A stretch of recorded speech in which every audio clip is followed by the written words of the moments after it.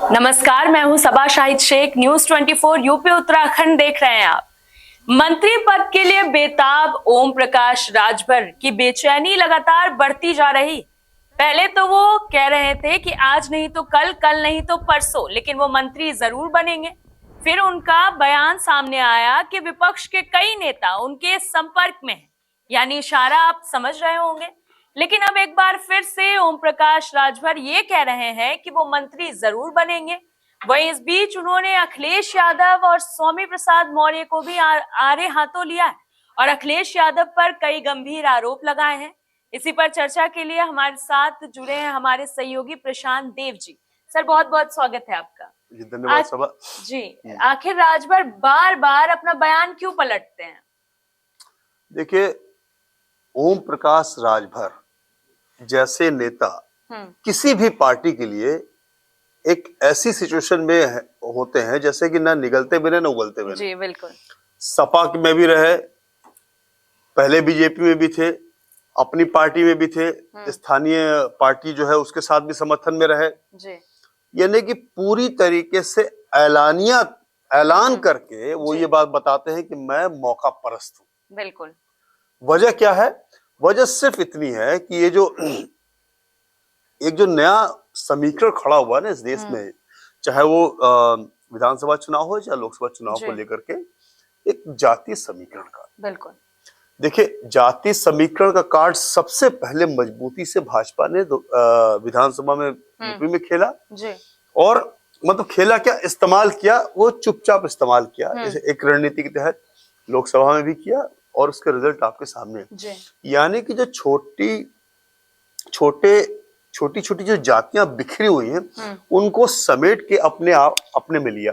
बिल्कुल। उसी का हिस्सा ये ओम प्रकाश राजभर भी है, जो 2017 में इनको साथ लिया गया था। और इन्होंने तो अब उत्तर प्रदेश की अगर हम बात करें सभा, तो उत्तर प्रदेश में देखिए क्या है कि गैर यादव ओबीसी, गैर यादव जातियां जितनी भी हैं, उसको किसी भी कीमत पर कोई भी पार्टी ये नहीं चाहती कि वो हमसे दूर रहे। बिल्कुल। कोई भी पार्टी, मैं कह रहा हूं गैर यादव, इसलिए कह रहा हूं कि यादवों की जो संख्या है वो फिक्स्ड है। वो समाजवादी पार्टी अपने नेता एकदम ठीक है, उसमें बहुत कुछ हिस्सा मुसलमान उनके साथ एमवाई का समीकरण।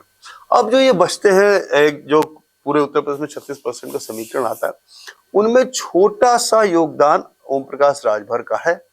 तो इसी वजह से राजभर को इस बात अच्छी तरह से पता है कि अभी कि वो अपनी जाति के नेता हैं, लोग उनको मानते हैं, वो जहां रहेंगे वोट उनका वहां जाएगा। इसीलिए राजभर की इतनी पूछ है। मतलब ऐसी कोई क्वालिटी, मतलब जब भी आप राजभर के बारे में बात सुनती है, उनके दुर्गुण ही सुनाई देते हैं। मतलब पब्लिक परसेप्शन जो है, मौका परस्ती है और क्या क्या नहीं बोलते हैं वो। बिल्कुल। बावजूद इतने महत्वपूर्ण है। क्यों? कि वो जो गैर यादव वोट्स है ना, उनमें एक छोटा हिस्सा उनके पास है, जो अलग होगा तो नुकसान होगा। तो जिसके साथ रहेगा, इसीलिए हर हाल में बीजेपी उनको अपने साथ रखने की कोशिश कर रही है। देखिए, उन्होंने एक बात कही थी कि मैं फलाना तारीख को मंत्री बनने जा रहा हूं। बिल्कुल। अभी तक मंत्री बने नहीं, तो उन्होंने फिर ललकार दिया, फिर एक बयान दिया। मतलब एक तरीके से कहिए सीधा सीधा ब्लैकमेलिंग है, भैया नहीं बनाओगे मंत्री तो मैं चला। हाँ बिल्कुल। और दूसरे इंतजार में बैठे हुए हैं कि भाई आज हम तुझे ले लेंगे। तो इस तरह की सिचुएशन है, उसी सिचुएशन को हैंडल करते। अच्छा, अभी कभी कभी ये भी लगता है कि जैसे कि उत्तर प्रदेश के मुख्यमंत्री योगी आदित्यनाथ या जो भी मतलब सरकार जब में है, वो एक अपना परसेप्शन बनाए हुए हैं गुड गवर्नेंस का, गुड डिलीवरी का, परफॉर्मेंस का। ऐसे में मंत्री बना ले इनको, तो कहीं मुझे लगता है कि हिचक तो नहीं है कि मंत्री बना लें, फिर ये और भी डिमांड इनकी होने लगी और कुछ उससे गड़बड़ ना हो जाए। तो ऐसा लगता है कि केंद्र जो स्ट्रेटेजी है बीजेपी की, वो ये है कि इनको साथ में रखें, इनको मंत्री बना दिया जाए। बार बार इनकी यही बात, इसी शर्त पे वो आए कि हमको मंत्री बनाया जाए। अभी तक मंत्री बने नहीं, इसीलिए वो इस तरह के बयान देकर के लोगों को डराते हैं, अपनी बात करते हैं। और उसकी वजह सिर्फ आपको पता है कि छोटी जातियां, जो इसी को मास्टर स्ट्रोक खेला है नीतीश कुमार ने बिहार में, और उसका असर पूरे देश में हो रहा है। बिल्कुल। ओम प्रकाश राजभर का तो कहना है कि विपक्ष का जो गठबंधन है वो असल में गठबंधन नहीं, ठगबंधन है, और वो विपक्ष इसलिए चाह रही है कि उनकी सरकार बन जाए क्योंकि उनके ऊपर ईडी और सीबीआई की जांच ना पड़े। क्या ऐसा सच में है? नहीं, मैं क्या क्या पूछना चाह रही हैं? मैं पूछ रही हूँ कि राजभर का आरोप है कि इंडिया गठबंधन जो बना है वो असल में गठबंधन नहीं ठगबंधन है, और वो अपनी सरकार इसलिए बनाना चाहती है क्योंकि उनपे ईडी और सीबीआई की जांच ना पड़े। देखिए, ऐसा है कि ईडी और सीबीआई की जांच रोकने के लिए तो कोई ऐसा फॉर्मूला नहीं है। ये जांच अगर एक बार शुरू हो गई तो वो चलती ही रहेगी, चाहे सरकार किसी की भी हो।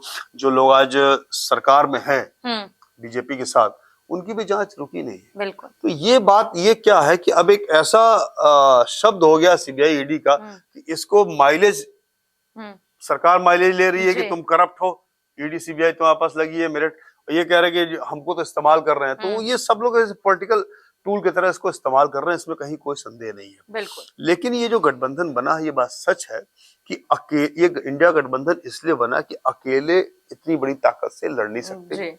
अब एक साथ होंगे तो किस फॉर्मूले पे होंगे?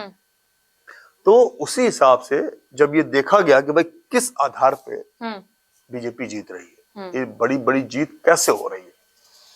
उत्तर प्रदेश का उदाहरण मैं बार बार देता हूं कि जो मेजर शेयर है वोट का, यादव का सबसे बड़ी पार्टी, सबसे बड़ा जाति समीकरण में मुसलमान का, वो वोट देते नहीं है। सवर्ण सिर्फ 20% है। तो सिर्फ 20% के वोट से आप 350 विधायक कैसे बना लेंगे भाई? क्योंकि वो जो छोटी छोटी जातियां ना, वो वोट बीजेपी को कर रही थी। इसी को ये फॉर्मूला पूरे देश भर में अपनाया गया। उन्होंने शोर नहीं मचाया इसका, उसके ऊपर लेवलिंग की गई, गुड परफॉर्मेंस की, योगी की, मोदी की, गुड डिलीवरी, हिंदुत्व, ये वो। लेकिन ये सब कुछ ऊपर का सरफेस था, अंदर तो था वो जाति समीकरण। इसको टारगेट किया नीतीश कुमार ने और पकड़ा और मास्टर स्ट्रोक कहा। इसमें कोई दो राय नहीं है, मास्टर स्ट्रोक है जिससे आहत बीजेपी हुई है। और जब वो चीज जब ओपन हो गई कि आप जीत इसलिए रहे हैं भैया कि आपको ये 2%, 3%, 1% वाले वोट दे रहे हैं, तब इनकी खींचतान शुरू हुई, हमारे पास आ जाओ, हमारे पास आ जाओ। इतनी कमियों, बुराइयों के बाद, मतलब इतनी अनाप शनाप बयानबाजी के बाद, हर आदमी अपने खेमे में लेने को बेताब है ओम प्रकाश राजभर को। उसकी वजह सिर्फ इतनी है कि जो जाति समीकरण का एक मजबूत जो हिस्सा है ना, वो कहीं कमजोर ना हुआ पड़ने। राजभर तो ये भी आरोप लगा रहे हैं कि सपा वाले दिन भर बीजेपी पे तंज कसते हैं और रात को मोदी और योगी के सामने गुलदस्ता लेकर पहुंचते हैं। देखिए, मैं वही कह रहा हूँ ना कि ये बार बार इनका स्टेटमेंट, वो एक्चुअली क्या है कि ओम प्रकाश राजभर को जितना हम समझ पा रहे हैं, जो लोगों से हमारी बातचीत होती है, वो अपनी जहां पे वो है वो अपनी जमीन देख रहे हैं। अभी भी वो देख रहे हैं कि हवा किस तरफ जाएगा। अगर हवा उनको लगा कि बीजेपी के थोड़ी खिलाफ हो रही है, जिसकी तरफ जा रही है वहां चले जाएंगे। क्योंकि एक बहुत ही मतलब एक ऐसी सिचुएशन है इन दलों के साथ, इन छोटी जातियों के साथ, कि इनके नेता के साथ साथ इनका वोटर घूमता है।